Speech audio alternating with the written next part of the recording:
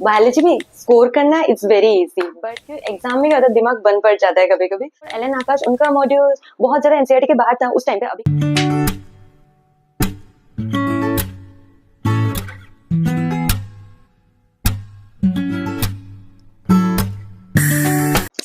Hello everyone. So for those who are watching my video for the first time, let me first introduce myself. I am Jamim, a second year medical in AIIMS Kalyani, and जैसे कि video का caption था, in this video I'll talk about the tips and tricks regarding NEET preparation that helped me as a dropper. So मैंने time tags भी लगा दिए ताकि ज़्यादा time waste ना हो. So watch it till the end. First of all, let me ask, NEET के लिए अभी कितना time बाकी है? Count करो.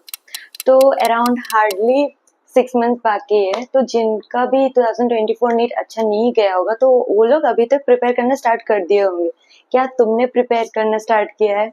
If not, it's high time you should start preparing. कैसे प्रिपेयर करना है वो इस वीडियो से रफली एक आइडिया तो मिल ही जाएगा। तो जल्दी से कॉपी और पेन निकाल लो अगर याददाश्त थोड़ा कमजोर है, अगर नहीं तो सुन लो बस। First make a list of the chapter जिसपे तुम स्ट्रांग हो और वीक हो, और साइड में उनका वेटेज भी लिख देना। तो नेक्स्ट सवाल आता है वेटेज कैसे पता चलेगा, मतलब इंडिविजुअल चैप्टर से कितने क्वेश्चंस आने वाले। That you can find easily in the Google. अगर फिर भी ना मिले प्लीज कमेंट बिलो, मैं शेयर कर दूंगी कम्युनिटी पोस्ट पे। अभी चैप्टर्स पता चल गए, उनके वेटेज पता चल गए, तो now let's move on to individual chapters. So starting with the biology, as it contains the 360 marks, and biology में score करना it's very easy, but यहाँ पे सबसे ज्यादा नेगेटिव लगने के भी चांसेस होते हैं। बायोलॉजी का एनसीईआरटी सब कुछ है, ये तो हर कोई बोलता है, बट एनसीईआरटी में पढ़ना क्या होता है, लाइक क्या क्या चीज इंपॉर्टेंट है। स्टार्टिंग विद द साइंटिस्ट, उसके डिस्कवरीज, उसके बाद आता है diagrams along with their markings written there and summary, उसको भी नहीं छोड़ना है। Each and everything you must read. And बहुत लोग ऐसे पूछते हैं कि एनसीईआरटी आप याद कैसे करते थे? तो याद करने का तो कोई फॉर्मूला नहीं है, बट मैं अपना बताती हूँ कि मैं जब पढ़ती थी I to underline the important things, and जब भी पढ़ती थी, हर टाइम जब भी पढ़ती थी अंडरलाइन करती थी। और कुछ भी एक्स्ट्रा इन्फॉर्मेशन हो गया जो मुझे कोचिंग से पता चला या फिर कोई एमसीक्यू करके पता चला, I to write on the side in a sticky note, और हर टाइम जब भी रिवाइज करती थी वो भी पढ़ लेती थी।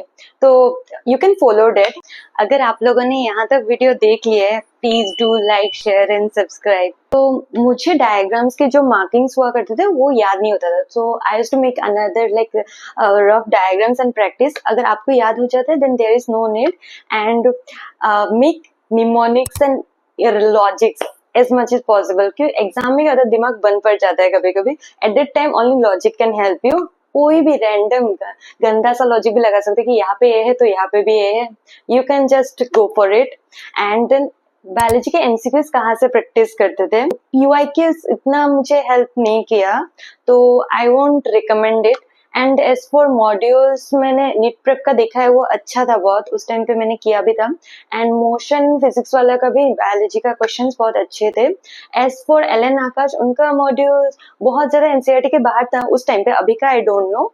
And obviously NCERT finger tips वो तो बेस्ट था, वो बहुत अच्छा भी है। लाइक मॉड्यूल्स कहाँ से मिलता है, तो लोग you can just find it in Telegram, थोड़ा रिसर्च करने से, या फिर कोई भी दोस्त से मांग सकते हो। यहाँ पे थोड़ा तो कनेक्शन काम आ ही जाता है। अगर कुछ भी ना मिले देन गो फॉर नेशनल, वो एनटीए वाला ऐप है ना, like test Abhyas app, you can just go for it. Coming to physics, क्या होता है ना, बहुत लोगों का ऐसा कंफ्यूजन रहता है कि मैंने तो 11th-12th में मैथ्स छोड़ दिया, मेरा तो फिजिक्स कुछ नहीं हो सकता। तो ऐसा दिमाग से निकाल दो, because I have many friends जिनके मैथ्स नहीं था 11th-12th में, but still they scored more than 150 in NEET. तो बिल्कुल टेंशन नहीं लेना है उस चीज को लेके। And in physics I don't recommend self study, उससे बहुत ज्यादा टाइम वेस्ट हो जाता है, मतलब बहुत ज्यादा टाइम लग जाता है एक चीज को पढ़ने में। तो अगर आप कोचिंग ले रहे हो वेल एंड गुड, अगर नहीं फिर भी यू कैन जस्ट वॉच अलग sirs previous video, Sachin sirs video, and बहुत सारे अच्छे टीचर्स हैं जिनके वीडियो से आपके कॉन्सेप्ट क्लियर हो सकते हैं। फिजिक्स में जितना न्यूमेरिकल्स करोगे उतना ज्यादा कंसेप्ट क्लियर होता है, तो daily at least do 30 MCQs for physics. Chemistry का मैं अलग से बोलूंगी। एंड क्या होता है, जब तुम एमसीक्यूज करते हो, डू सेट टाइम लिमिट कि मुझे आधा घंटे में इतना एमसीक्यू करना है, और वो लिमिट जो डेली बढ़ाते रहना. So it will help you in the final day. And well doing MCQ, mark the mistakes as in bio, सब में करना है ये चीज. And do make formula sheets, short tricks, उसका अलग से एक पेज में लिख देना और उसको टेबल के सामने पेस्ट कर देना. तो नेक्स्ट क्वेश्चन आता है फिजिक्स का एमसीक्यू कहाँ से करना है. तो मैं अपना बताती हूँ. मैंने एलन के मॉड्यूल से किया था, एमटीजी जो 37 इयर्स वाला उस टाइम पे था वो किया था, and DC Pandey and also NCERT finger tips.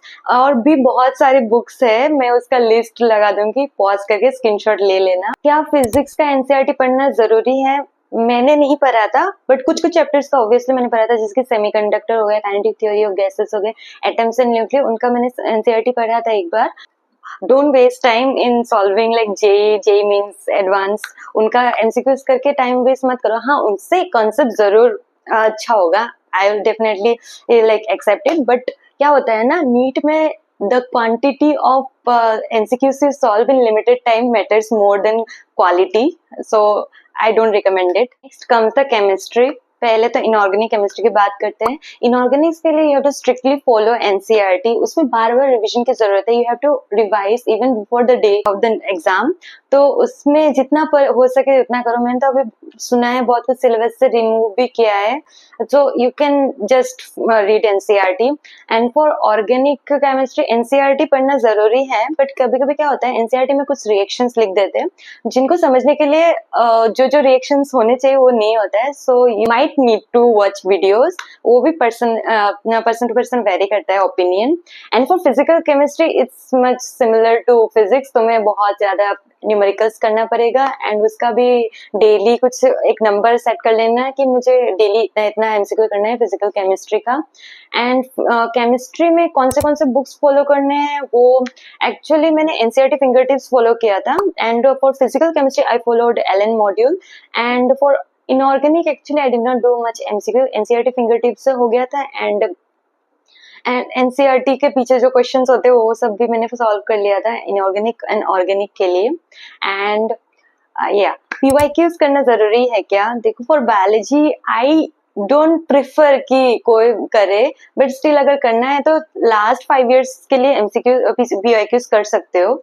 And for physics obviously you must solve PYQs. Chemistry के लिए physical chemistry yes, and inorganic you might do, organic also you might do, but you can skip also. That also varies person to person. अभी ये video देखिए, एक rough idea तो बन ही चुका होगा. देखो, तुम्हें एग्जाम देना है तो यू मस्ट प्लान अकॉर्डिंगली. सबका अलग अलग प्लान होता है, तो क्या होता है अपना खुद से एक प्लान बनाना पड़ेगा कि मुझे क्या करना है. एंड इस वीडियो को देखने के बाद दूसरे वीडियो में देखने मत लग जाना, क्योंकि जब तक तुम वो वीडियो कंप्लीट करोगे कोई एक चैप्टर कंप्लीट कर चुका होगा. So choose wisely, and best of luck and be motivated.